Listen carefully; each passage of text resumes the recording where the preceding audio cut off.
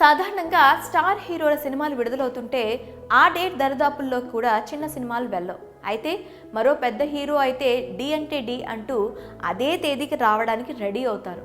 ఇలాంటి సందర్భాలు ఇండస్ట్రీలో చాలానే ఉన్నాయి. అయితే ఓ పెద్ద హీరో ఆల్రెడీ రిలీజ్ డేట్ ప్రకటించినప్పటికీ మరో సినిమా అదే టైంకు వస్తుంటే మాత్రం ఆ హీరో రిస్క్ చేస్తున్నాడా అంటూ సినీ ప్రముఖులు తమ అభిప్రాయాలను వెల్లడిస్తూ ఉంటారు.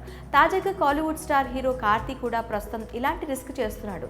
సత్యం సుందరం మూవీతో ఏకంగా యంగ్ టైగర్ ఎన్టీఆర్తోనే డి కొట్టడానికి రెడీ అయిపోయాడు. కార్తీ విభిన్నమైన సినిమాలు చేసుకుంటూ తనకంటూ ప్రత్యేక గుర్తింపు సంపాదించుకున్నాడు. అలాగే తన యాక్టింగ్తో తెలుగు ప్రేక్షకులకు కూడా దగ్గరయ్యాడు.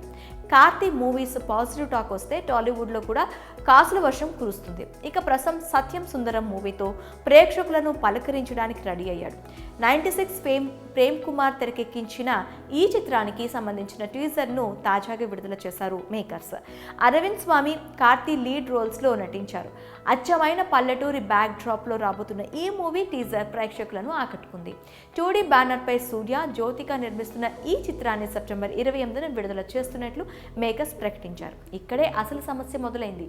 యంగ్ టైగర్ ఎన్టీఆర్ నటించిన దేవరా మూవీ సెప్టెంబర్ 27న వరల్డ్ వైడ్గా రిలీజ్ కాబోతున్న విషయం అందరికీ తెలిసిందే. ఇక ఈ సినిమాపై ప్రేక్షకుల్లో భారీ అంచనాలున్నాయి. ట్రైలర్ రిలీజ్ తర్వాత ఆ అంచనాలు ఇంకాస్త ఎక్కువయ్యాయని చెప్పాలి.